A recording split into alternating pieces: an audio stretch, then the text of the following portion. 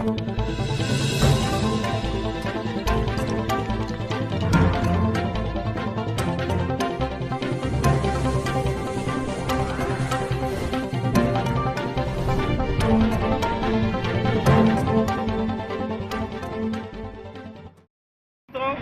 संभव का टीम बिहार के भ्रमण पे है।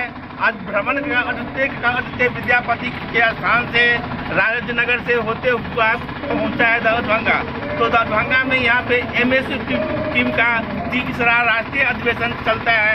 हमारे सामने संस्था के राष्ट्रीय अध्यक्ष हैं अविनाश जी।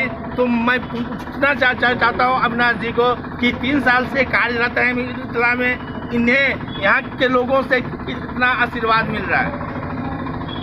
देखिए, मिथिला स्टूडेंट यूनियन जैसा कि आपने बताया पिछले कई सालों से मिथिला क्षेत्र में काम कर रही है और हम लोगों का जो अपना जो अनुभव रहा है मिथिला स्टूडेंट यूनियन के साथ, तमाम गांव के नौजवान जिन गांवों में भी हमारा संगठन है या जिन गांवों में हम जाते हैं उसके तमाम नौजवान, लड़के हो लड़कियां हो या कुछ हद तक बुजुर्ग भी हम लोगों के विचारधारा से इतना ज़्यादा प्रभावित हैं जो कभी आज तक उन्होंने हम लोगों को नकारा नहीं।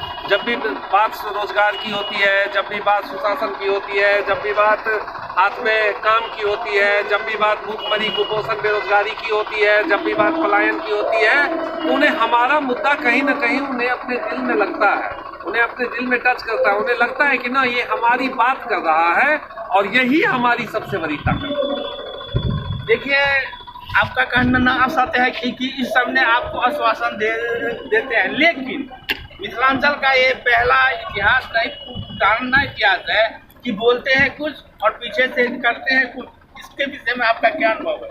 देखिए, बोलते हैं कुछ और करते हैं कुछ, ये बात पे चिंतन मंथन करने का मिथिला स्टूडेंट यूनियन के पास वक्त नहीं है। और इसलिए नहीं है क्योंकि जब बात रोजगार की आती है, जब बात पलायन की आती है, जब बात घर में 2 पैसे कमाने की आती है, जब बात कुपोषण से निकलने की आती है, जब बात अच्छी शासन की आती है, कोई भी झूठ नहीं बोलता, कोई भी आपको बदगलाने का काम नहीं करता है, क्योंकि किसी को आपसे वोट की अपेक्षाएं नहीं होती है।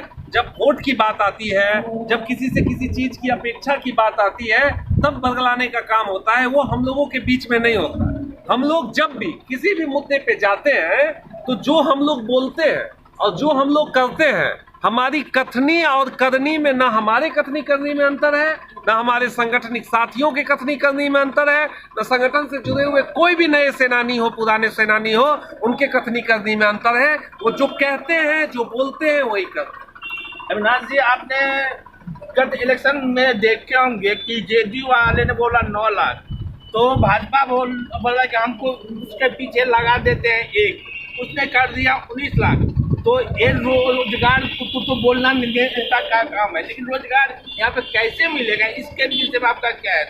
देखिए, भारत का इतिहास रहा है चुनावी, उसमें कुछ बातें कुछ बयानबाजियां जो होती है चुनाव के बाद उसे बड़े बड़े नेता ये कह के खारिज कर देते हैं कि ये तो इलेक्शन का सिगुफा है। लेकिन मैं यहाँ प्रश्न करना चाहता हूँ उन नेताओं से कि जब बात रोजगार की होती है, 2007 से बिहार में एथनॉल संबंधी जो कागजात है वो सेंट्रल गवर्नमेंट के पास पेंडिंग है, क्योंकि एथनॉल के उत्पादन का अलायंस नहीं करती तो यहाँ 10 चीनी मिल नहीं रहती। अगर चीनी मिल एथनॉल भी प्रोड्यूस करेगा तो चीनी मिल सस्टेनेबल हो जाएगा, चीनी मिल को आमदनी होगा और यहाँ के किसानों का जो जीवन यापन है, जो जिससे वो गेहूँ या धान से जितना कमाते हैं उससे 10 गुना ज़्यादा कमाएंगे। मैं जब बात रोजगार की करता हूँ तो मैं छोटी छोटी बातें करता हूँ, संगठन छोटी छोटी बातें करती है कि बात 19 लाख बात 9 लाख की नहीं है।